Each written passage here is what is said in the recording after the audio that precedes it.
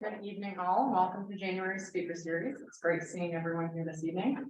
For those who have not attended an event in the past, the Deergo Labs Speaker Series is a monthly event where founders and leaders share insight on how they overcame challenges, capitalize on their target market, and develop their products, providing you with actionable insight for your own products and processes. For more information, you can find us online at deergolabs.com or centralmaine.com under our Speaker Series tab. I'd like to thank our sponsors for this event's conversation. This free event is presented by Deergo Labs and is sponsored by CBI, Valley Beverage, Thomas College's Harold Alphon Institute for Business Innovation, and Briggs Co-working Innovation Space.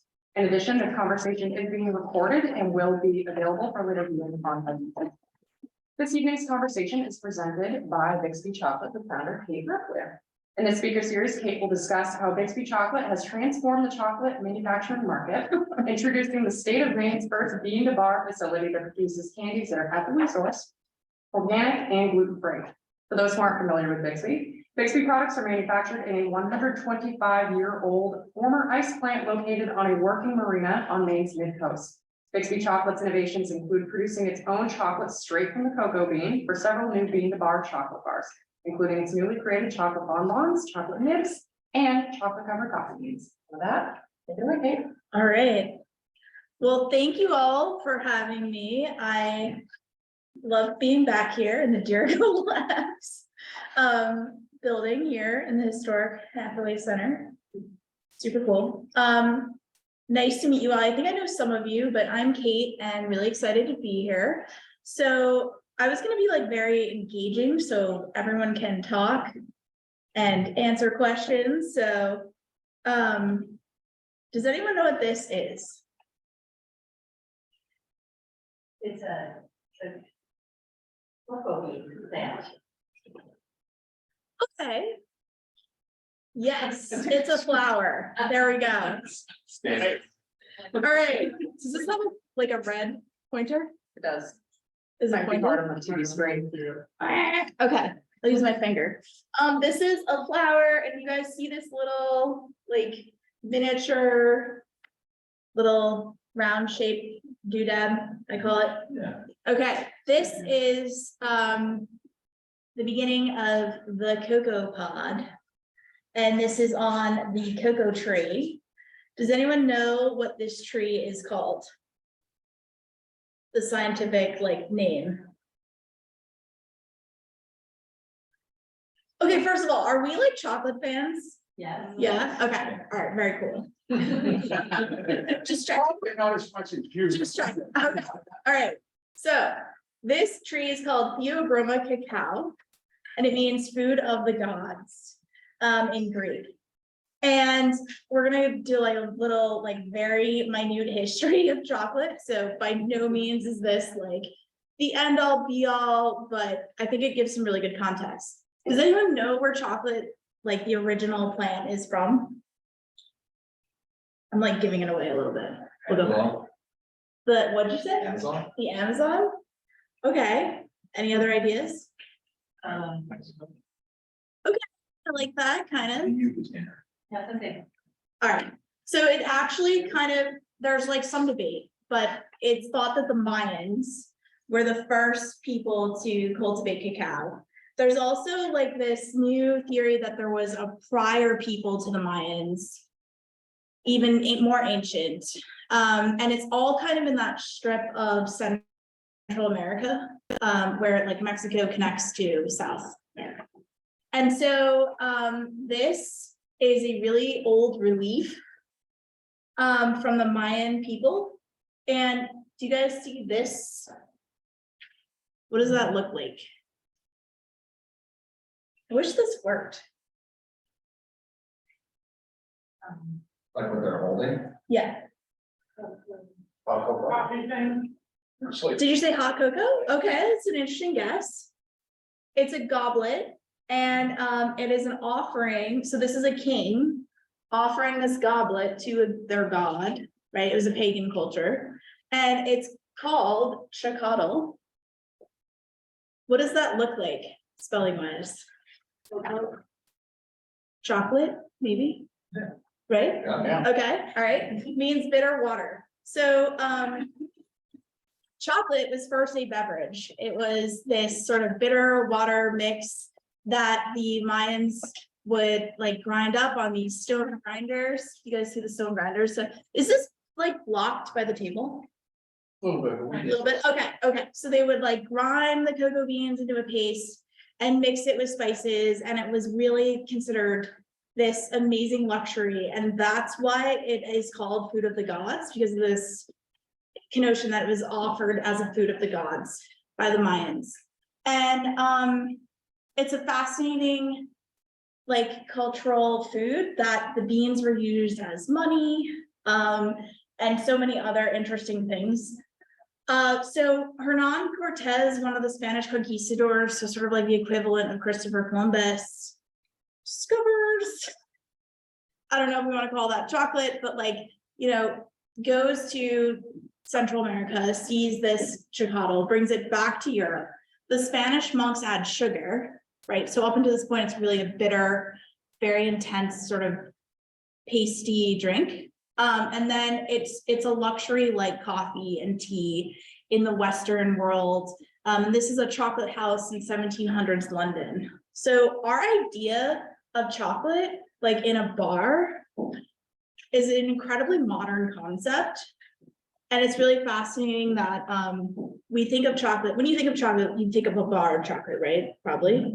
Yeah. And so drinking chocolate is actually one of the oldest forms of a beverage in our society. So with that context, the cocoa tree is such an amazing species. So see the flower, right? Okay, and then see how the pod, what's going on? Did I step on it? Okay, see how the pod is sort of growing out of the trunk of the tree? It actually grows to become the size of like a mini football. And the trunk holds the entire weight of that pod. It's so weird. I've never seen another fruit like it, that just this trunk is holding the pod. And there's different types of cocoa pods. What's really interesting, so like apples or mangoes or whatnot, there's different types of cocoa. And there's, you know, a lot of issues around cocoa growing in terms of I don't know, colonialism, other big things. And so these are more of the rarer forms of the genetic type of tree. There's been a lot of sort of mutations, that there's a lot of interesting colonial history connecting these different types of formulations of cocoa. And so one of the things that we look to do is to source really interesting fine cocoa that is not slave trade made or child labor produced. And then these different types of cocoa will also deliver different types of flavor. So there's a lot that goes into it.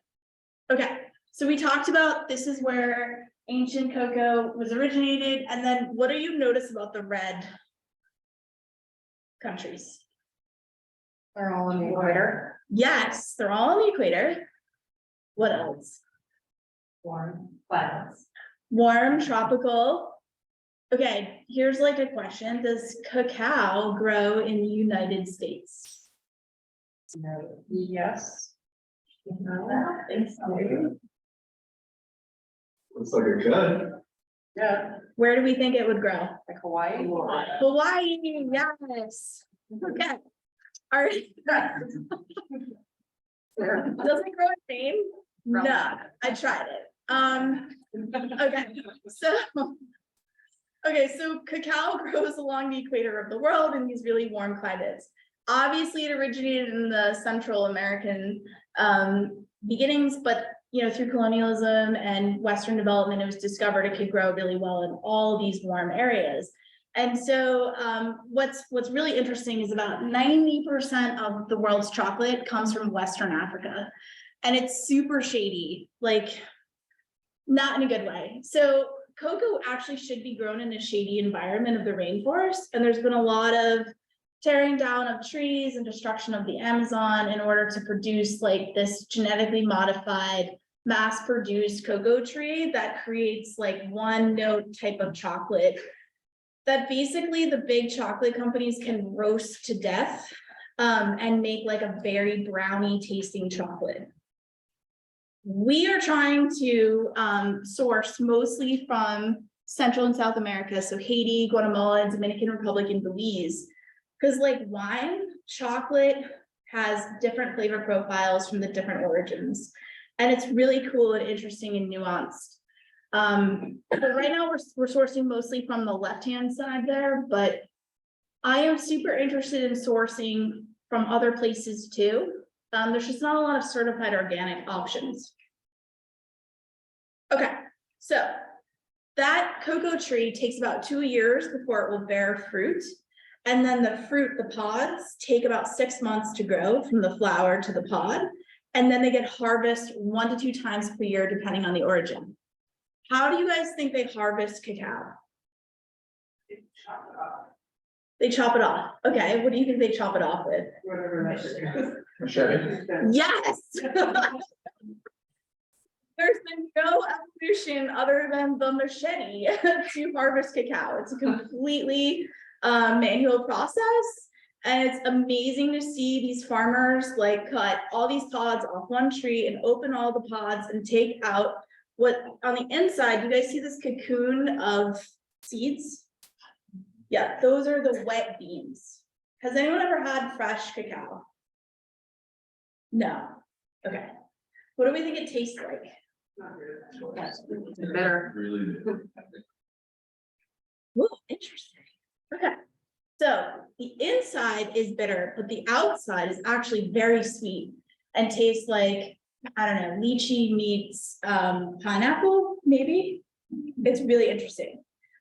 So a lot of cacao growing countries actually, like this is how they consume fresh cacao fruit. They kind of like eat the seeds and then spit them out and or drink that juice, the pulpy juice. It's really interesting. What level of like variation in the product is there from like say Papua New Guinea to the Yucatan? Is it like a huge variation? Yes, Papua New Guinea in particular, they smoke ferment, and so it has a really interesting smoky flavor profile. I don't personally like the smokiness, but it's interesting. Okay, so you guys see the purple inside there? That's actually the seed. And so again, showing kind of the genetic diversity of the pods. Those are Okay. all pods that you show. These are all cocoa pods. Yeah. And yet both photo. Yeah, this is an open cocoa pod. Yeah. Sorry if it's a little like white. Yeah. But that's like a pulp-like sack that holds all the beans. And so they have to not only open the pod, but they have to pull all the beans out of the pod. Any questions about the fresh fruit? How many could you get out of like one? So depending on the type of pod or tree that it comes from, it could be anywhere from 8 to 15 beans. And then I know the next question, how many beans to make a chocolate bar? On average, 8 to 15 on average, if you're doing like a 2 to 3 ounce chocolate bar. And it's like, I don't know, 50% chocolate. We'll get into it, but What's Okay. the size of the beans? like small little beans. Like coffee beans? Yeah. Bigger than a coffee bean. Oh, maybe like an almond. Okay. Kind of like an almond. Yeah. Okay. I just love how, you know, colorful and interesting and diverse it is. Yeah.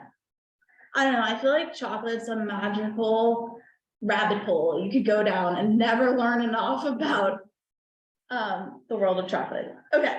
So does anyone know about fermentation? What's a fermented food? Kimchi. Okay, Wine. okay. Softball here. Chocolate. Cacao, yes. Okay, so the fresh fruit has to be fermented. And so the way that this is done, again, it's country dependent, is really interesting. They use these wooden boxes to fill the wet beans, cover them with banana leaves. And it's a natural fermentation process of the yeast in the air. And it's fascinating. So this, like, beans right here, what do we notice about the color and what's going on? Brown. They're brown, and the fresh fruit is white. So the fermentation is actually creating the precursors for the chocolate flavor that we will find in ultimately finished chocolate. If you do not ferment the beans, it will not taste very good. And it will be like very acidic. So again, I mean, really eye-opening that it's a very manual process. So it's these wooden boxes, and inside the fermentation boxes, it is so odoriferously smelly. And the beans get hot from that fermentation process. So it is like really smelly. I wish you could smell it because it was like very memorably smelly. And you're just like, whoa. And that's the kind of the smell of the fermentation occurring. Do larger operations like put additives to spur and speed up the fermentation process? Not that I'm aware of. I think everyone does it kind of in this really manual process. And it was fascinating because we sourced from a group of farmers in Haiti and in Guatemala, and it was fascinating to see the difference. So like in Haiti, these are all my pictures, by the way. So this picture I took of the bowl and the wet beans was like a mind-blowing moment because they were explaining in Haiti, which we all know Haiti has a lot of issues, right? That they buy from 1,700 wet beans from 1,700 different farmers. And I was like, oh, how do you like pay the farmer? And there's one guy that goes around with cash and a gun and pays the farmers for their wet beans. And the farmers paid in unit of heaping bowl of wet bean. And so I was like, what's the bowl? Like, is there a unit of measure? Is there a scale? And it's just whatever bowl the farmer has hanging around. And so that really like gives you an eye-opening experience of like, wow, so this is a commodity traded product and the farmer has a bowl and that's how he's getting compensated in unit of bowl. And so that's when it was like a really eye-opening moment where I was like, we're only going to buy cocoa that is the farmers paid above commodity market price because I want to make conscious chocolate and I want my farmer partners to be compensated well.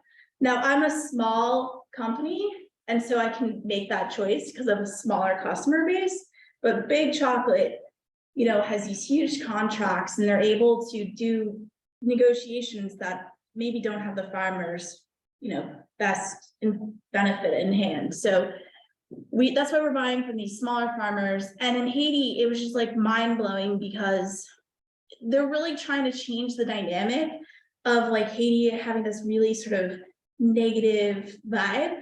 And so the fact that you can make delicious chocolate from Haiti is really exciting for them, you know, that it's like a craft, delicious origin and something that's positive versus negative.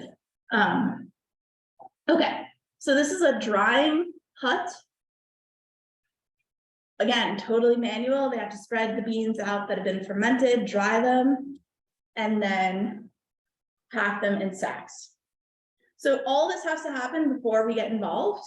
So I'm looking for deliciously fermented, certified organic, single origin beans that we then import to Maine. And then we start to make chocolate. Okay. So those are the cocoa beans. You asked her about what they look like. They kind of look like almonds. The process of making chocolate starts with roasting. Will this play? This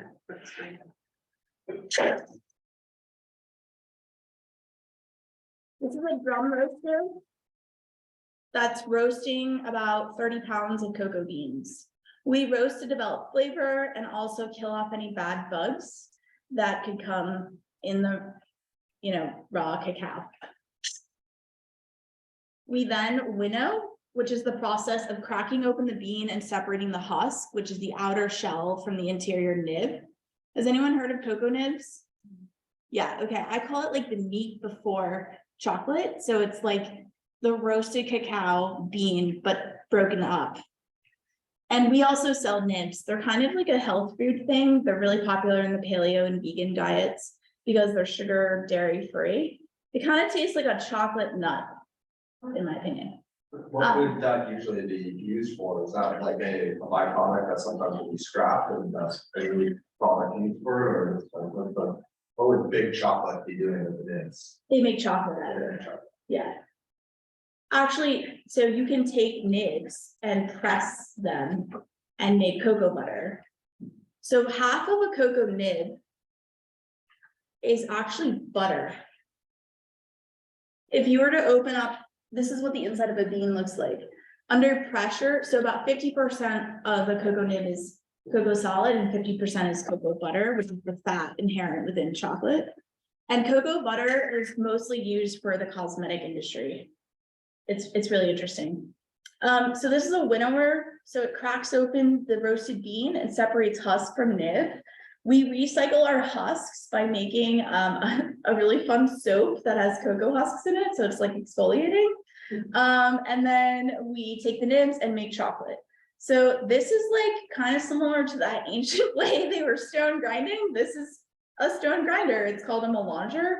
And it takes 3 days to make chocolate from nib to end like viscosity that would make sense to make chocolate. I'm super excited because we are graduating to the next level of chocolate production. And we're going to be using a ball mill, which is I'll show you guys in a second, but like every batch is hand poured out into buckets or trays. And then from there, we take the chocolate and make bars or baking chips or other things. This is our chocolate bar mold. Everyone usually asks, where does the name Bixby come from? It's my great-great-grandparents' last name. And this was their book plate from 1898. And so the logo is actually from this. Do you guys know what book plates were or are? Yeah, okay. So the Victorians were like, we have books. We should identify that they're from my library. So you would have a book plate designed. We should totally bring this back, by the way. And so I always thought this was the coolest thing I had seen. And so it's this octopus gathering books. And so that became like our logo and my mold. Little side note about like gritty persistence.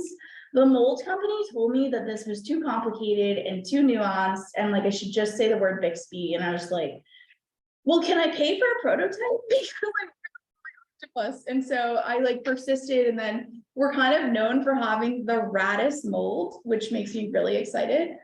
People in the chocolate world compliment me all the time, like, I love your mold. So anyway, just keep pursuing, you know, your goals. I'm super excited. So we landed an MTI grant to expand capacity because Whole Foods picked up 6 of our items, and we are going to be installing an automated molding line, which is pretty much a game changer. Right now, we hand mold 2 bars at a time, and this will be able to produce many, many more. This is what I was talking about, ball refiner. So instead of a stone wheel grinding for 3 days, this is a machine full of like 1,000 ball bearings that can make the chocolate in 2.5 hours. And we were just getting this up and running. So this is adding sugar to the process. I'm very excited about this. I know this video is not that interesting, but it's really cool. We're the first company in all of Maine to ever have a ball mill. Well, first to do any of this, actually, really. So, and then I wanted to talk a little bit about innovation. So, not only are we looking at single origin, really interesting origins that are not usually highlighted, we're also looking at pushing forward dynamism in the category in which we exist. So like white chocolate predominantly gets sort of poo-pooed on as not real chocolate or whatever. And so really proud of this line of vegan white chocolate bars, because we were just like, let's make really cool white chocolate that pushes the boundaries of what white chocolate is. You'll notice it's not white. It has color because I was really interested in making colorful chocolate. So we use spices and flavors to deliver the color of the white chocolate. Okay, So I want to start tasting some chocolate that'll help like explain some things. So we're gonna start out with 100% dark chocolate. Does everyone know what 100% dark chocolate is? Yes. Could you give a little explanation of what the percentage is based on? But Okay. Obviously, I know. So what but- guys break off a piece and then hold on to it and we'll all sample together. Okay. This is a good like practice. Well, everyone hold on to their piece of chocolate. It's super- So that is 100% single origin Guatemalan chocolate. So what does single origin mean? I should have defined that. Does everyone know what single origin means? One producer. not. Okay, all right. So what does that mean then? It's 100% Guatemalan. It's derived from one farm. Is it from one farm? It's from one farm in Guatemala. Yeah. Okay. This is a really interesting farm. It's called Cacao Garabaz, and it looks like the Avatar landscape. And I'm just like, I don't understand how trees grow on sides of cliffs, but they do. So this is 100%. So it means 100% cacao. There's no sugar. So do we think that's gonna taste good or bad or? Okay, I think if it's a high quality cacao, it will have a complex flavor profile. I love this answer. Is that chocolate before? Okay, okay. We're going on the dark side. To quote Star Wars.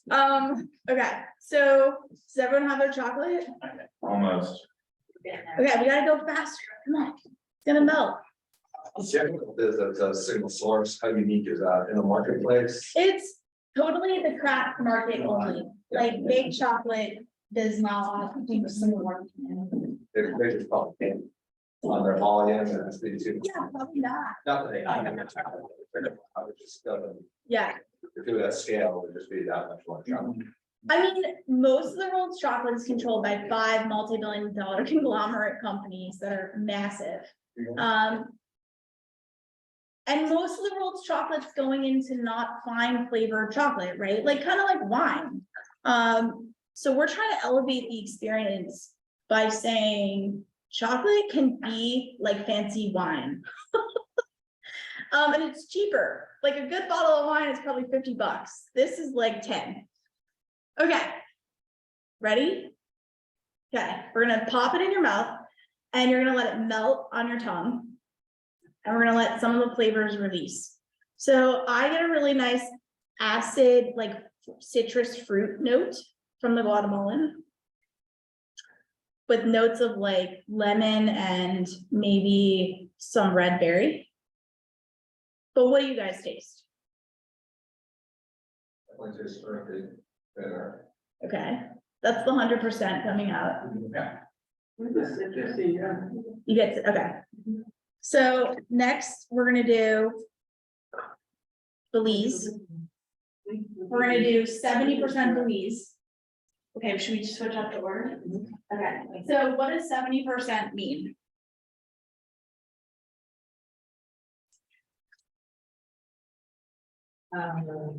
Mixed. The cocoa content. The cocoa content, so 70% represents 70% what? The wine, I don't know that. 70% cocoa, what's the other 30%? Sugar. Sugar, yes, okay. So, is everyone, who likes dark chocolate? Okay, who likes milk chocolate? Okay, do you guys look at percentages when you buy chocolate? You do, okay, what do you usually like? 7, okay, alright, good. Now, can we now do it at a time? Yeah. Alright, this is 70%. Okay, so the Belize is from Maya Mountain. Maya Mountain is a really cool group of farmers in Belize in the rainforest. Definitely bucket list, want to go there. I was gonna go there pre-pandemic, then pandemic happened, but put it on my list for sure. And then we have Haiti. So Haiti is from those 1,700 different farmers. It's run by a group called PISA. And I really like the Haitian origin. I mean, I like all my origins, but anyway, we're gonna do polls, see what everyone likes. Can I ask you a question? Yes. Do you have experience, Not with cacao necessarily, but with like other things like packaging and other ingredients, yeah, 100%. Okay, so let's taste Belize.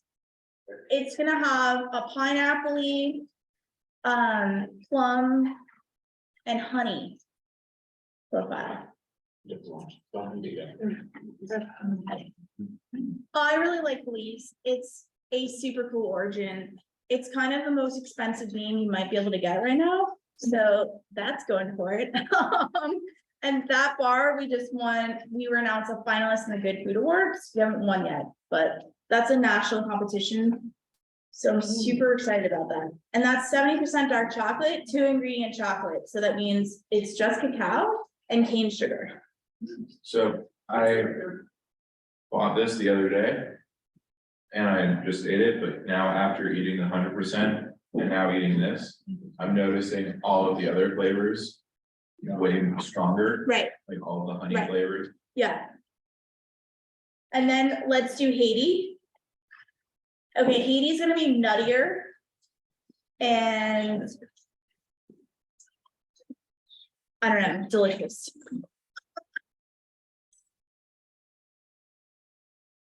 But we're tasting differences, right?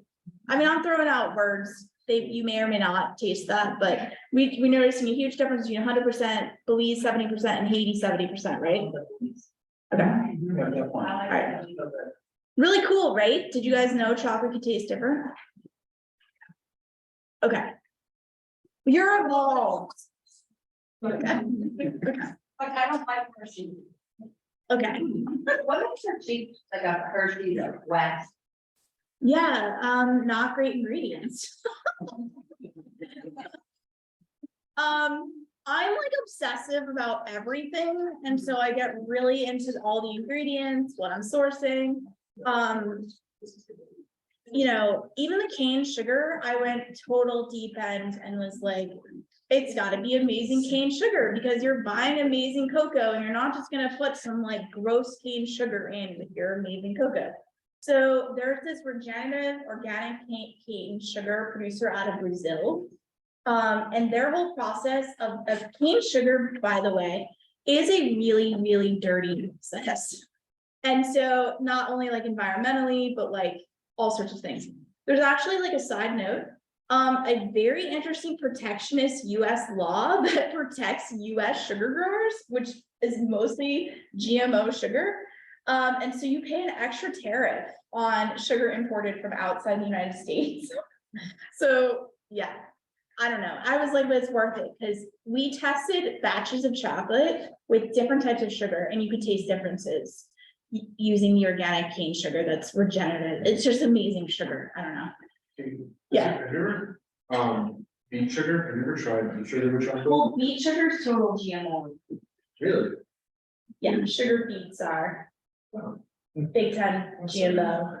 Yeah. Even if you grew them in Maine, so. Give them some hope. Are sugar beets grown in Maine? I mean, couldn't you grow it? I mean, they're growing here, right? Could be grown here. I thought they were totally genetically modified, like Frankenstein food. I mean, mine obviously was like that you have before sugar cane, so they came from the world. But I think they've been so genetically modified. Yeah.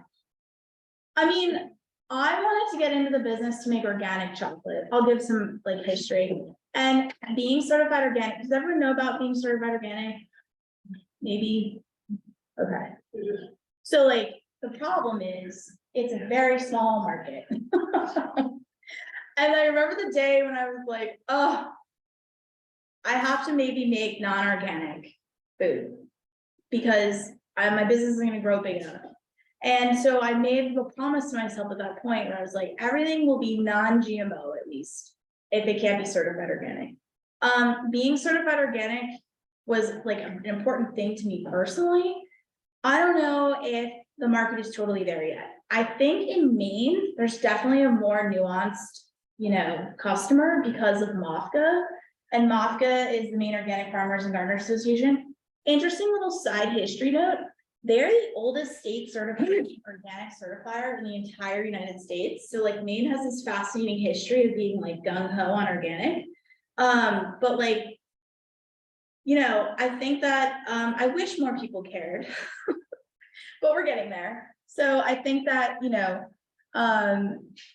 all those herbicides and pesticides and stuff, really, it's not great in your food. So that's my kind of like everything we bring in, I make sure is totally non-GMO. Or I was asking for the opposite questions. I thought, oh, that's like something pretty right here. Yeah. I wish there was more main ingredients you could source, like milk powder. So I was like, Maine, land of dairy. Milk powder is a very specific processing,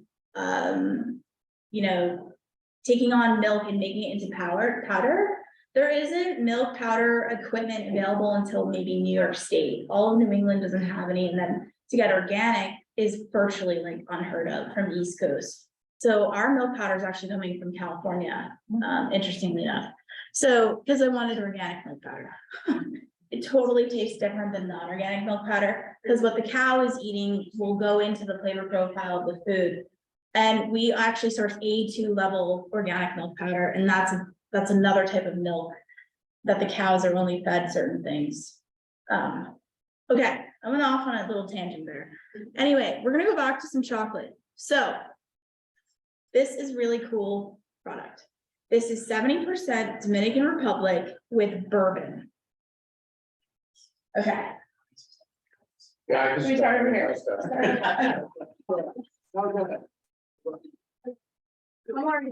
Alright, so. Okay, bourbon and chocolate, right? Such a good combo.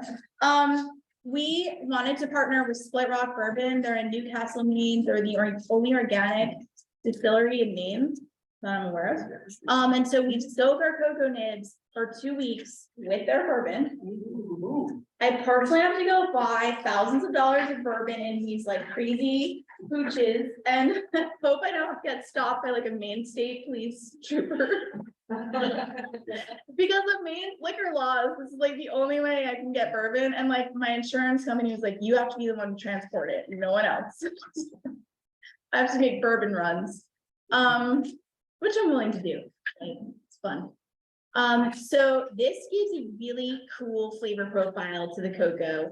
I think it's really awesome. And this is just super cool. Yeah. So you guys are gonna try that.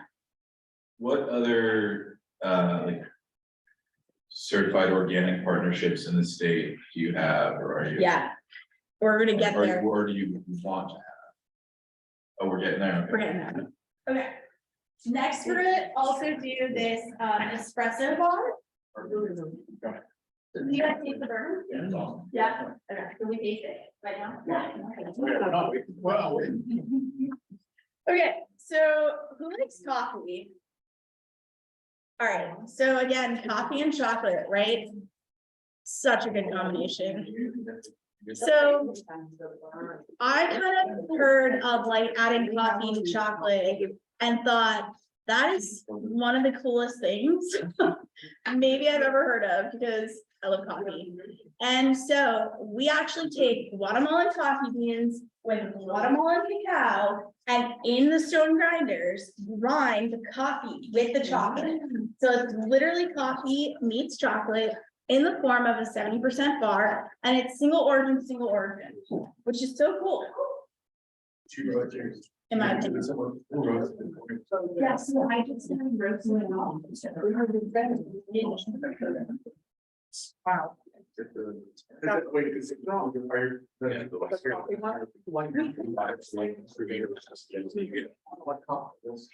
It's so good. Okay, so good, right? All right. So we're moving to the dark side now. We're gonna go into the realm of milk chocolate. That was not covered. Now. Okay, so the legal definition for chocolate in the United States must contain a certain amount percentage, we're gonna guess here, of cocoa to be called chocolate. What percentage do we think that percentage is? 7, 5, 10, 30. are you pricing for rules? 20. No one's gotten it yet. 10%. 0.1, 11. 11.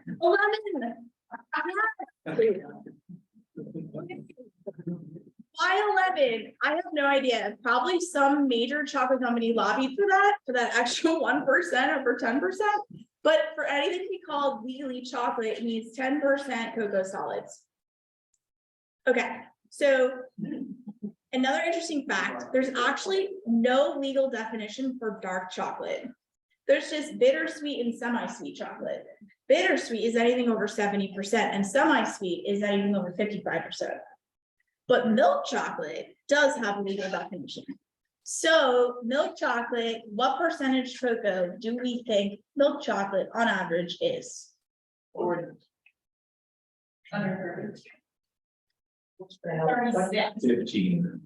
21. Okay, it's around 30%. All right. So of course, Kate, wanting to be innovative, was like, we should make dark milk chocolate. What is dark milk chocolate, do we think? What percentage? Yeah, 45. I thought 45 is a cool number. It's not 50, it's not 30, but 45. It's just dark enough. Okay, so we're gonna try first. 45% organic Maine grains milk chocolate. Now, I did take liberties in calling it milk chocolate because it technically has to contain dairy from a cow for it to be called milk chocolate. And this contains no dairy. It's made of Maine grains oats, so it's technically vegan, dairy-free, but sort of a gray area.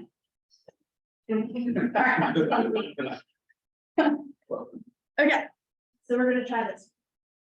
And this is gonna be really fun. It's gonna have an oaty note because it has oats.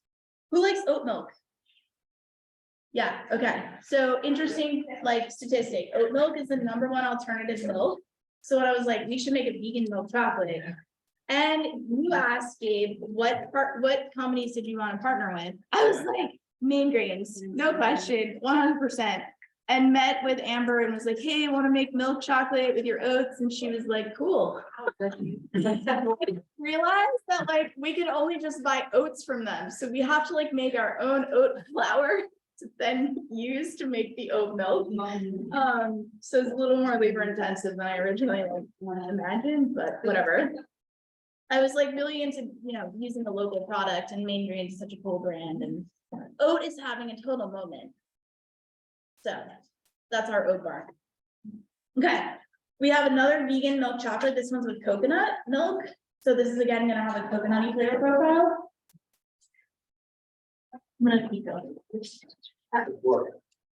Okay, and then we're gonna taste white chocolate. Okay, so white chocolate. What are sort of the things you hear about white chocolate? First, It's not real chocolate. Where'd you hear that? okay. So white chocolate does not have the cocoa solids. It's made with cocoa butter. And cocoa butter is the fat from the cocoa nib. So that's why it's white, because cocoa butter is white-ish, I guess. We actually press our own cocoa butter, which is interesting. It can be messy if you don't do it right. And so this is our creme brulee bar, which I'm really excited to tell you is our most award-winning bar that all happened in 2022 because I don't know, a girl could be trying for like 10 years and then all of a sudden the 1 year, you win all the awards you've been trying to win for a while, but I'll take it. I'm really excited about this. So white chocolate, you know, has that bad rap. It's also like kind of poo-pooed upon, it's like not really chocolate. And so my chef and I were talking about when we were trying to develop white chocolate, because we were talking about like, how can you bring innovation to the category? And I did a lot of market research on like, what's the #1 dessert in America or the world possibly, creme brulee. And how can you translate that into a white chocolate bar? So we riffed and developed it, and it came out of like a micro batch prototyping series where we were trying to make a new product every month just for R&D purposes. And so we actually make the shattered, you know, top of a creme brulee and shatter it and incorporate it into the molding process. But then we make a vanilla bean, amazing white chocolate. So we actually scrape the vanilla beans into the process, and we use our own processed cocoa butter. And I think it's just like really, really amazing. Okay. Then the smoothie bars I was talking about is kind of like an interesting development in the white chocolate category. So it's all coconut milk based, but we use really interesting flavor profiles that are like matcha, green tea, and golden milk. Has anyone heard of golden milk? So golden milk is an amazing Ayurvedic drink that consists of ginger, black pepper, turmeric, and it has like a lot of medicinal health benefits. It's also really trending in like the coffee space, so I wanted to translate that into a chocolate bar. I don't know, I hope people get more into it. Sometimes you're like, you know, ahead of where people are at, which is cool. I like to be avant-garde, but also what I love about the creme brulee bar is that hit the nail on the head. It wasn't too far out, and it was like right in the sweet spot of people love delicious white chocolate. So matcha is a ceremonial green tea from Japan. So we're gonna try these. And then we'll finish with raspberry.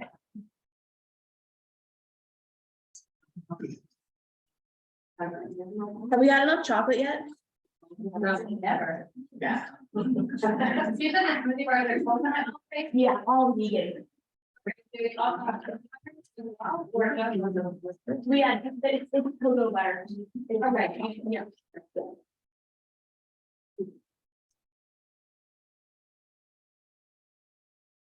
So you talked about maybe this, have you ever mixed on a flavor and Yes. what were they?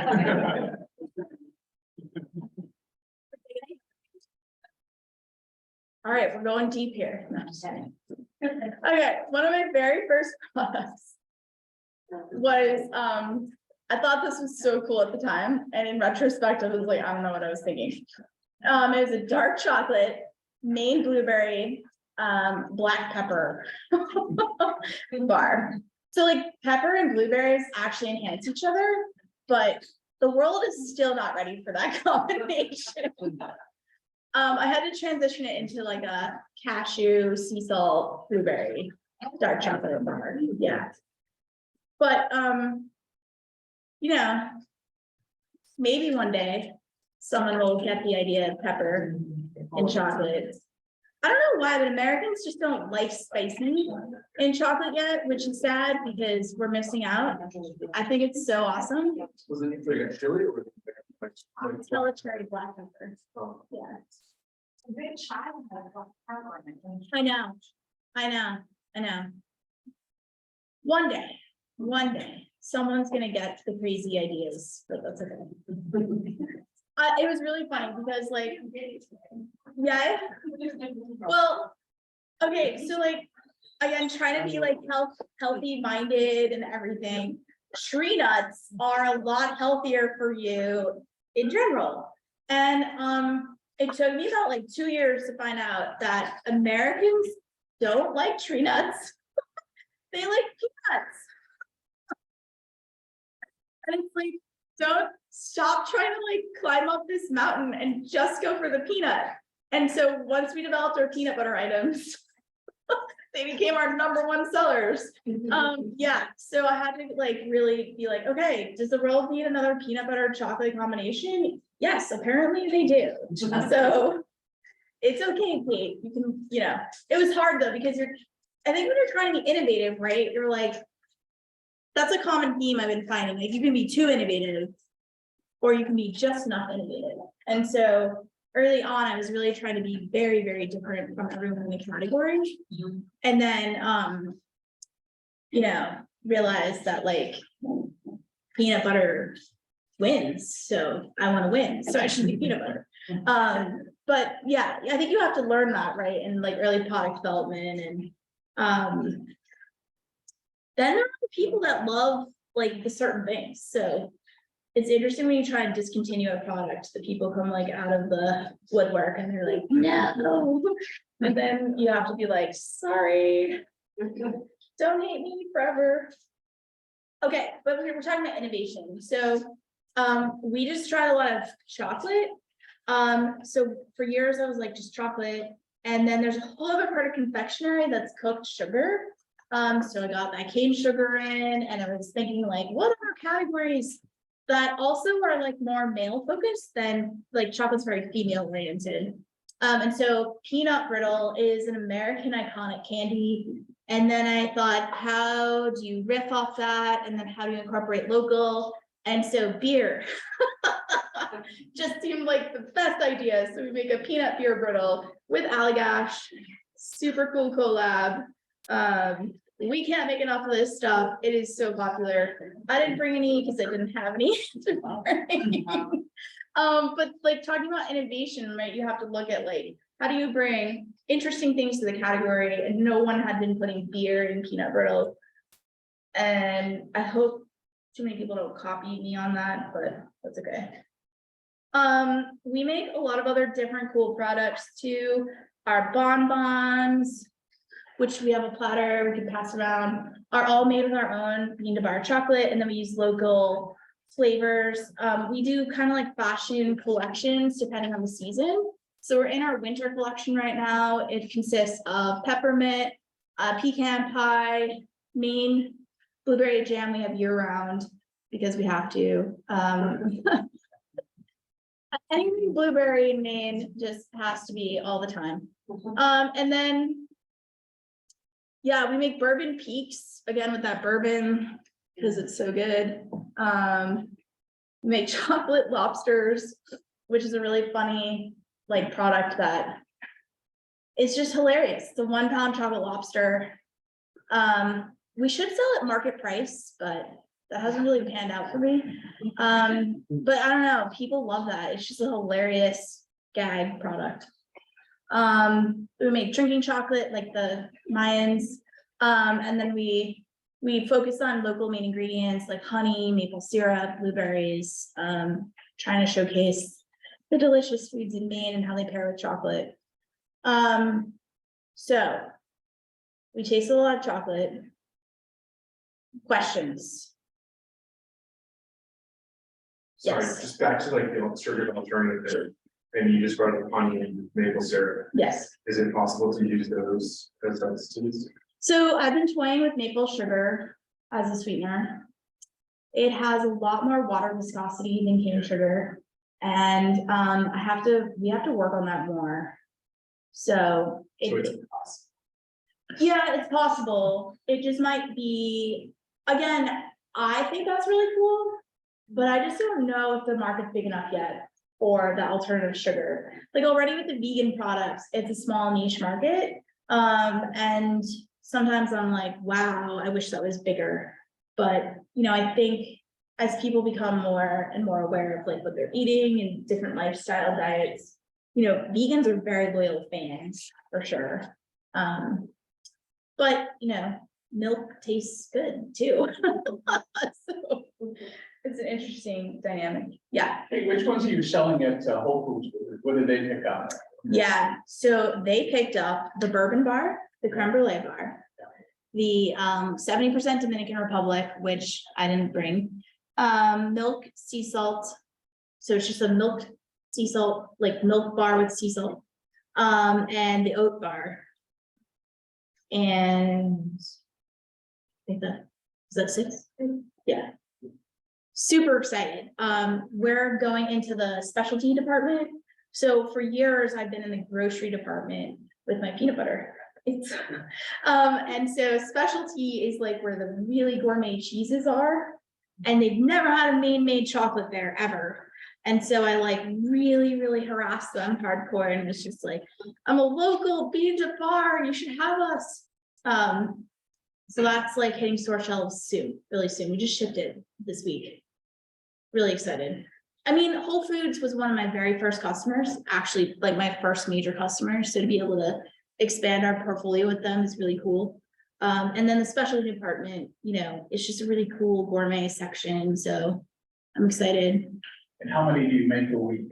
Or how many bars did you sell last year?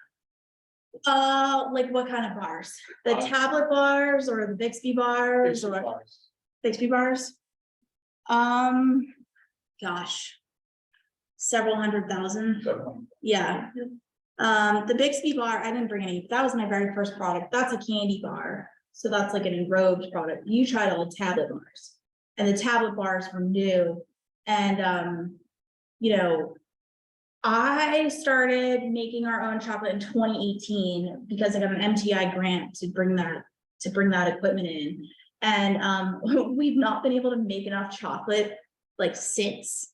So that's why we're trying to expand capacity to make all of our own chocolate. My goal is to be able to make roughly like 100,000 pounds of my own chocolate this year, which would be really cool because then I don't have to source any more chocolate. Yeah, for years I've had to source and buy chocolate, and my goal is to make everything bean to bar. It's a little ambitious, but that's okay. Gotta set goals. how long have you been doing it? Yeah, so I started the business in December 2011. And I started with 3 candy bars. Now we have like 80 products. It's kind of insane. How many employees do you have now? Yeah, so we're trying to get up to 20. The labor market has been nice and challenging, as I'm sure everyone knows. So yeah, we're working on it. Is that 20 full-time? I would like that, yeah. These days, it seems like you have to kind of be like, okay, what are you willing to work? Yeah. Yes. So like 15-ish. We have all this new equipment coming online. I'm really excited about that. Yeah, I think there's a lot of things, like I kind of have to see how that goes and see how it actually works. Like I've crunched the numbers on it, but there's always the reality of, you know, people and what that means. But I'm super excited to have expanded capacity because there's nothing more frustrating for me than like trying to like pull the reins back on yourself from like people wanting to buy your product. It's really annoying. Where you're like, oh, I don't know how much more I can take on.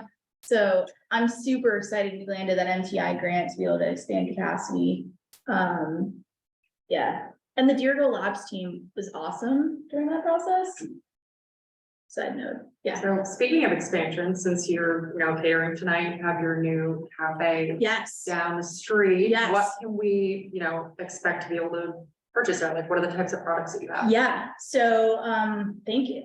Should have mentioned that. We're the first retail cafe. So we've always been like a wholesale distributed business. We have multiple channels, as I call it. And so we always were dreaming of a retail presence that was sort of all things chocolate, deliciousness. And so with Colby College and the new Shoot Art Center, we have like a chocolate kiosk, and you can buy bonbons and cookies made with our chocolate and sandwiches and hot chocolate and liquid ganache, which is the most epic, dense chocolate drink you could have. And super excited about that. And then we also have our direct-to-consumer channel on our website where we sell like e-commerce. And we do a lot of wholesale. Yeah, so we have, I think being really diversified is key so that you're not beholden to one particular channel, which could change, which happened during the pandemic. for sure. Yeah. Can you touch on your branding and your packaging, which is obviously very strong, even that like Bixby red and logo, you can say it's becoming iconic in certain marketplaces, how that's evolved, what it's meant, and then even kind of piggybacking with Maine's very clean, pristine brand identity. You have these amazing partnerships, say with Allagash, really a worldwide brand at this point. Like, how did you get there? What was the vision to create such a kind of brand? Just looking at the colors too, you can see it pop off that shelf in a store. That's a great question. So I think it's challenging for sure to be a consumer packaged good on a shelf. And you have to be like so much more involved packaging wise than if you were just like a retailer, if that makes sense. And things have had to evolve, right? So the very first product was entirely handmade and entirely hand wrapped. And so like the evolution we faced was extraordinary. I mean, to go from hand wrapped to machine wrapped, you know, was big change. And I did get some pushback on it, but like we can only hand wrap so many candy bars. We have to evolve. And so it's been interesting. I think that one of my early decisions was to go vertical with our bars. Back in the day, all chocolate was horizontal. And I was like, wait, if you go vertical, you take up different space components. So that was really interesting. And then the entire category went vertical. So that's been an interesting change. The other thing is I've gotten a lot of negative vibes about my logo, which has been really annoying. And I've had to really stick to my knitting and being like, but that's my logo. That's my brand. That is what I wanted to do and why I'm in the business. And like, if people can't read cursive anymore, that's really sad and depressing. But like, I'm sticking to it. I'm keeping my cursive logo because it's from a historic piece and that's what I'm doing. And I've gotten a lot of kickback on that. Like, I can't read it. I don't know what it is. And it's annoying. So I had to add the word chocolate, which actually did a lot for us. That was hard. That was really hard. I was like, well, do they need the word chocolate? But apparently they do need the word chocolate on there. So that was challenging. Yeah. So like, again, kind of meeting people where they are, it's hard because you're trying to be like really different, right? And stand out. And Coca-Cola is cursive, BTW, but they have billions of dollars behind them to do that. But like, yeah, I think the whole, like, it's cursive. It's sad. Kids don't learn cursive anymore. I learned. So, I don't know. Sometimes I get obstinate and I'm just like, but it's what I want. So I'm going to do it.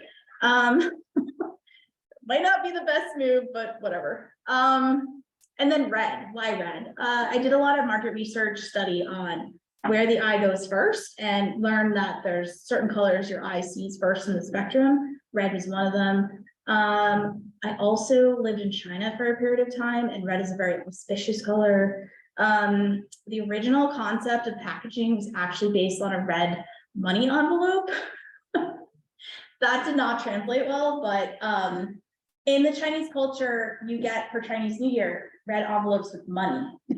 I thought that was so cool to like feel like my chocolate bar is like money in an envelope.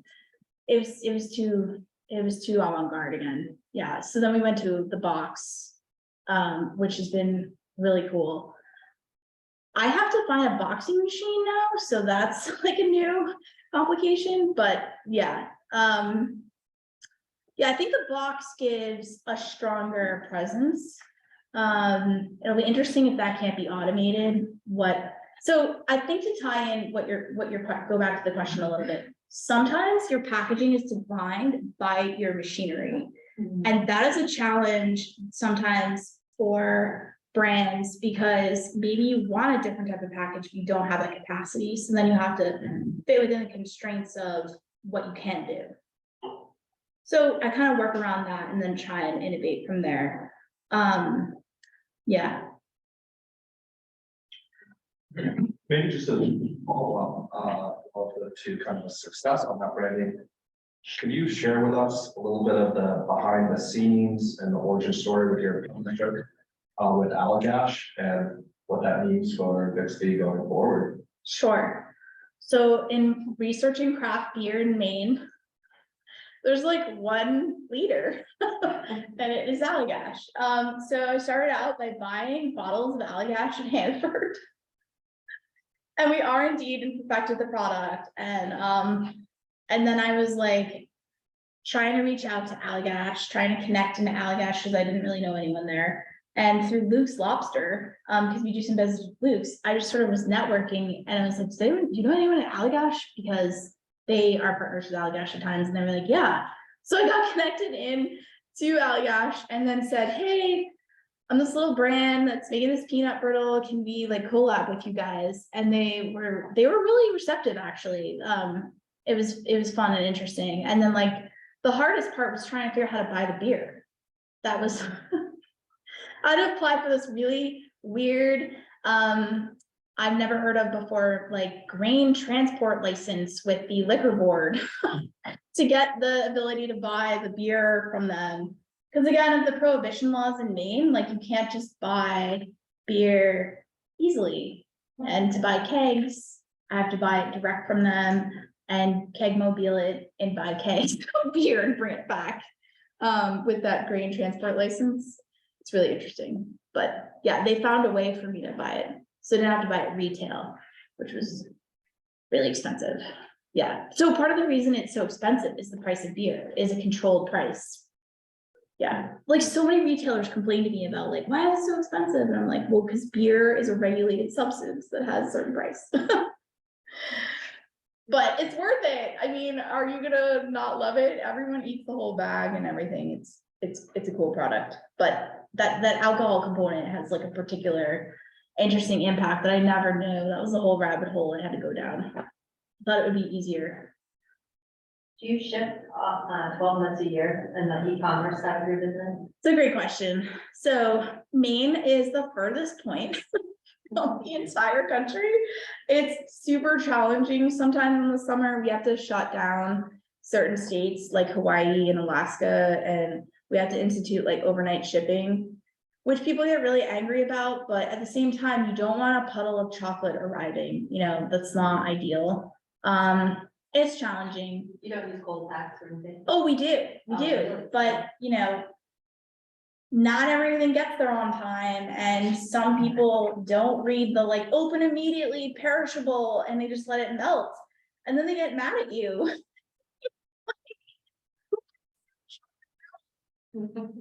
Apparently, a lot of people. It's frustrating. So summertime definitely like we kind of intentionally want to decrease because we don't want to lose money on every transaction, but then we really pick up for the holidays. And we do an advent calendar. That again was like totally just a childhood dream manifesting into reality. I was like, advents are so cool. We should do an advent calendar. That product is bananas. So popular. It's so popular. I can't even like believe it. I thought there was like a cool market there, but again, I think sometimes you have to go with your instinct on why not? It's so cool. It's a gift for 24 days. And I thought of it and I'm going to do it next year. Valentine's Day Advent. 14 days leading up to Valentine's Day. I'm doing it. I'm gonna make that happen next year. It's too late. You'll have some engagement on 14th day. Right. They'll put the ring in there. But I think like what's cool about Advents is it's just like a little gift every day. It taps into this childhood memory, and it doesn't even have to be like religious, you know, anyone could buy it. We didn't make it religious. We called it Maine Winter. But yeah, taking into the corporation Maine and the brand, and like we do Maine pictures in the Advent, you know, just trying to make it really differentiated, because there's a lot of really cheap, gross Advent calendars out there. Ours is obviously premium, not as premium as I think it could be one day, but we retail it for like $70, and some people push back on that, but there's like $120 Advents coming out of California, so I feel like that's a deal. But yeah, I think pricing is challenging in Maine sometimes, so like. The luxury market is not necessarily fully developed here. I think there's luxury buyers. But that's sometimes I wish there was more of that like acceptance of a very premium product. So we kind of have to skirt this interesting, like, we're very premium, but not the most premium. Whereas in other states, there's more of a luxury market that's more established, major metropolitan areas, I would say. So, yeah, that's one challenge, but, you know, I think you have to have a strong brand, you have to prove the value, and then we try and tell our story. I'm hoping to expand storytelling more, also to leverage in marketing, and then, yeah, the collaborations hopefully help build our brand. The one time Allagash posted about us, it drove more e-commerce sales ever, so that was cool. But yeah, I mean, like, I think partnering with bigger brands sometimes is helpful to help lift you up.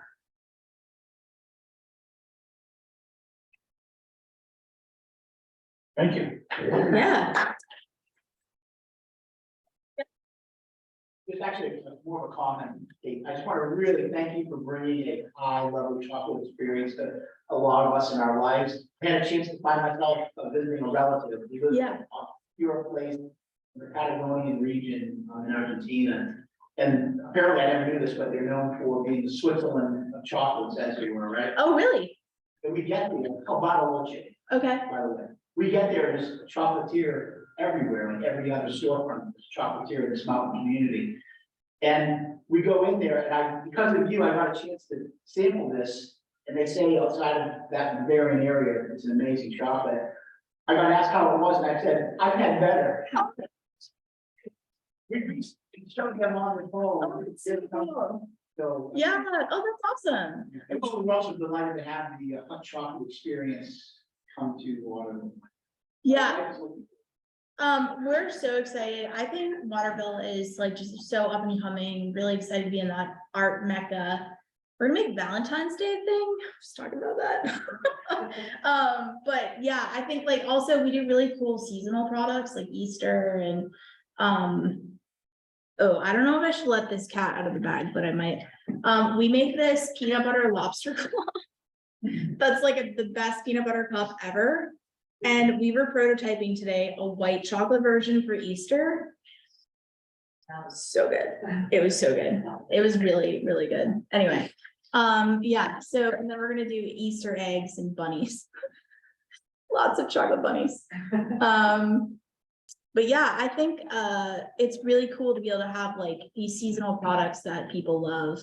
And then like launch our everyday items too, that people love all the time. So it'll be solid bunnies, right?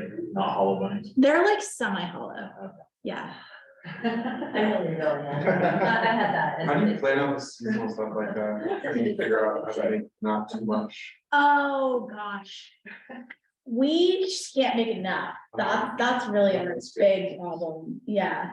And the bunnies, oh my God. The bunnies. We don't ship the bunnies, okay? Because bunnies die in shipping. They just can't be shipped. I am so excited to have a retail presence to like sell bunnies physically. Like here, now it's in your hands. If it breaks, that's on you.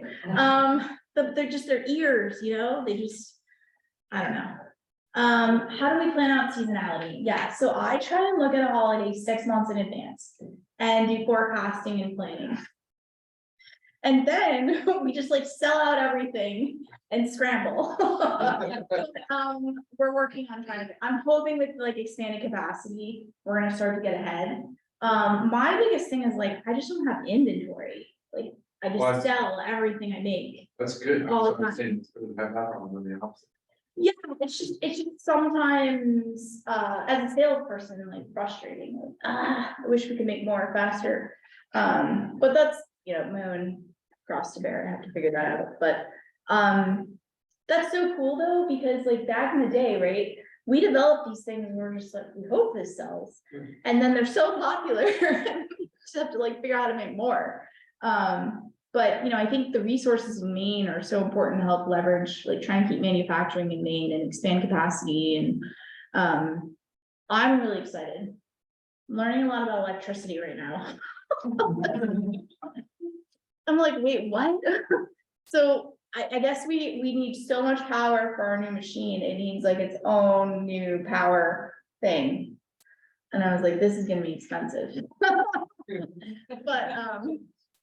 what are you gonna do? Not put in the power? No, we're gonna put in the power, but, yeah, learning all about amps and three-phase and all that jazz.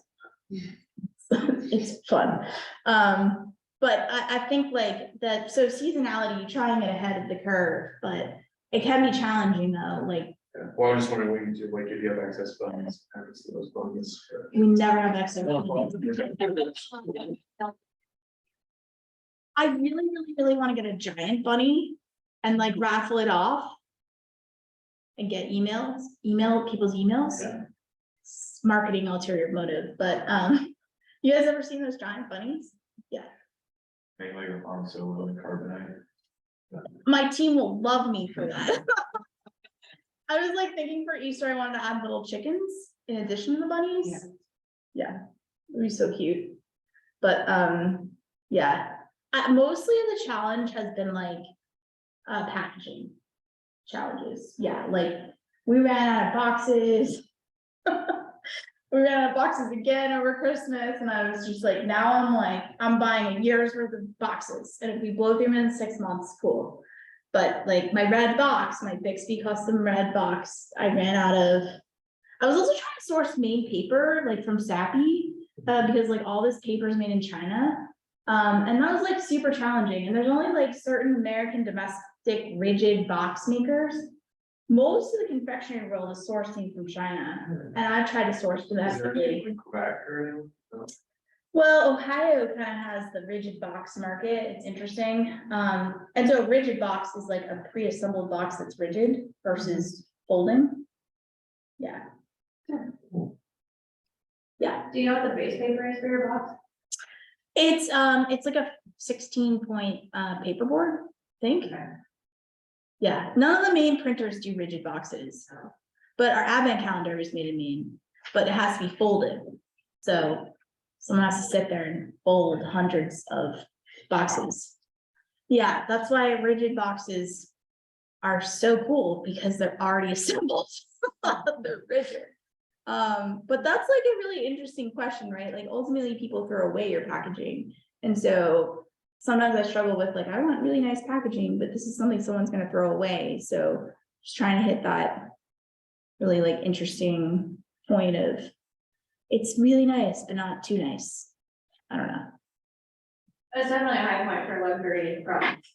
I work in paper, that's why I asked you the question about what your base paper is. Yeah. So we see a lot for packaging trends for, especially for premium and luxury products, that it really is part of the whole experience of the consumer. Yeah, 100%. I mean, I was trying to get out of plastic too, and went down this whole path of like trying to get out of plastic trays. Long story short, chocolate does better in trays because in transport it shifts. And so, I don't know, we couldn't figure a way. I was like, I have to protect the product. I'm sorry, I still have to buy plastic because it'll move.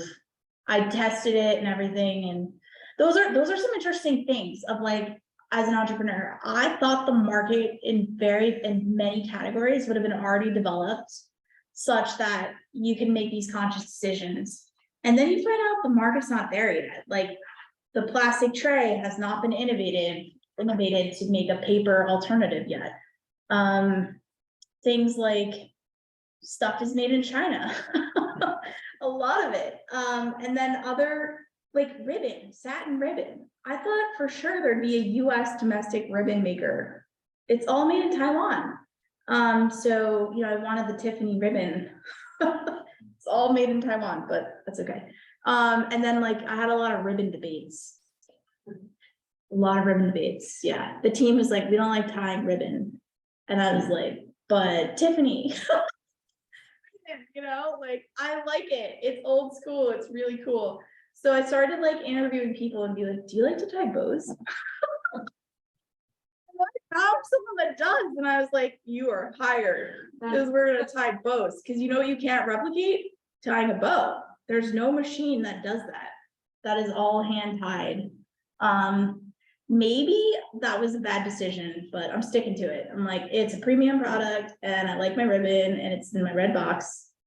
So I don't know, sticking to it. You have to make some decisions that you stick to and be like, well, it's fancy, I like it.